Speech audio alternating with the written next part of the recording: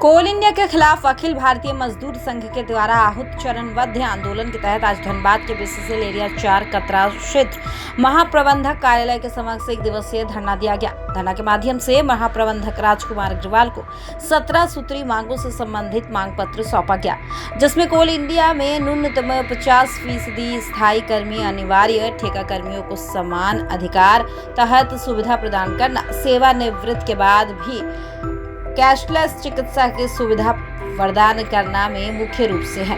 संघ के मजदूर पदाधिकारियों ने कोल इंडिया पर आरोप लगाते हुए कहा कि कोल इंडिया कंपनी को पूरी तरह निजीकरण करने की एक बड़ी साजिश की जा रही है।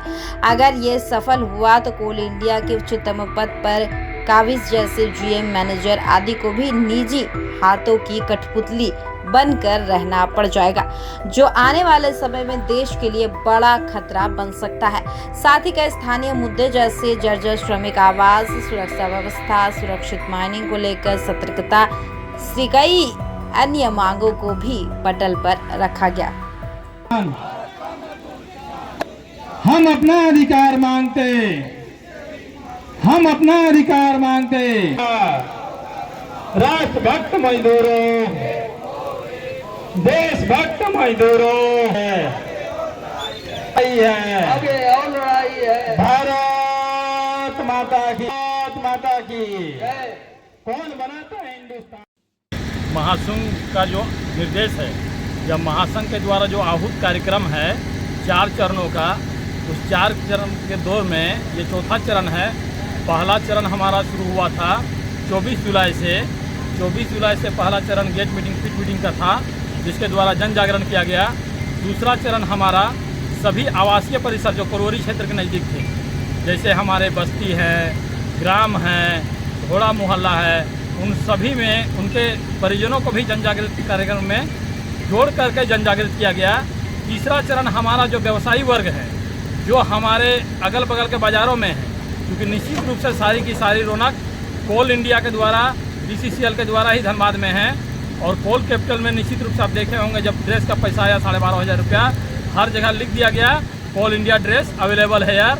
और यहाँ तक हुआ कि दर्जी भाइयों के दुकानों पर भी इतनी भीड़ हो गई कि वहाँ पर महीनों महीनों तक कर्मचारियों को इंतजार करना पड़ा उसके लिए। तो निश्चित रूप से रौनक जो है कोल इंडिया की चमक ही वहाँ चमक बिखरती है। और आज चौथा चरण में CIL के सभी क्षेत्रीय कार्यालयों पर आज एक दिवसीय धरना प्रदर्शन है, इस मांग के साथ कि हमारी 50% अस्थायी कर्मचारियों की संख्या सुनिश्चित हो। आप सभी लोगों को ज्ञात होगा 16 अक्टूबर 1971 को जब कोल इंडिया का नेशनलाइजेशन हुआ था, राष्ट्रीयकरण हुआ था, उस समय पूरे कोल इंडिया के जो कर्मचारियों की श्रम शक्ति की संख्या थी वो 7.5 लाख से ऊपर थी। और बीसीसीएल की अगर आप सिर्फ देखते श्रम शक्ति तो 1,83,654 थी। आज आप अगर देखिएगा तो आज पूरे कोल इंडिया की श्रम शक्ति 1,80,000 कुछ हो गई है और बीसीसीएल की श्रम शक्ति 30,000 कुछ हो गई है। अगर आज भी हम नहीं चाहते तो निश्चित रूप से आने वाले कुछ समय में कहीं ऐसा ना हो कि 30,000 कुछ जो हो वो पूरे कोल इंडिया के स्थायी कर्मचारियों की संख्या हो। इस सोच से इसी को रोकने के लिए हमारे भारतीय मजदूर संघ ने बीड़ा उठाया है, सबसे बड़ा श्रम संगठन होने के नाते। और वो संख्या घटे नहीं, ये कंपनी पूरी तरह से प्राइवेटेशन कंपनी ना हो, इसके लिए जन जागरण अभियान चला करके न केवल मजदूरों को जागृत करने का काम किया जा रहा है, बल्कि प्रबंधन को ये भी बताया जा रहा है कि आप भी, अगर ये पूरी आउटसोर्सिंग आती है, पूरी कंपनी में MDO को बढ़ावा दिया जाता है, तो आप भी MDO के जनरल मैनेजर रह जाएंगे, आप भी MDO के चेयरमैन रह जाएंगे। तो उस सोच से आप उभरिए और निश्चित रूप से 50% हमारे कर्मचारियों की संख्या सुनिश्चित कीजिए, 50% विभागीय उत्पादन सुनिश्चित कीजिए। हमारे जितने भी सेवानिवृत्त कर्मचारी हैं उनका कैशलेस इलाज ये भी सुनिश्चित करना प्रबंधन की काम है और वो भी सुनिश्चित करना पड़ेगा। हमारे ठेका के मजदूर जो हैं, ठेका के मजदूरों को HPC का जो वेजेज द्वारा तय वेजेज है वो भी नहीं दिया जा रहा है।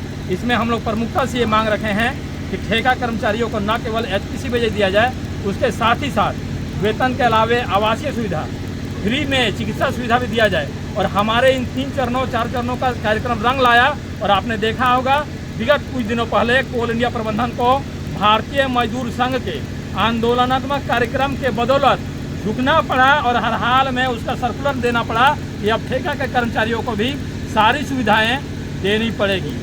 इसके साथ ही साथ और भी हमारे विस्तृत 8 प्रमुख मांगे हैं।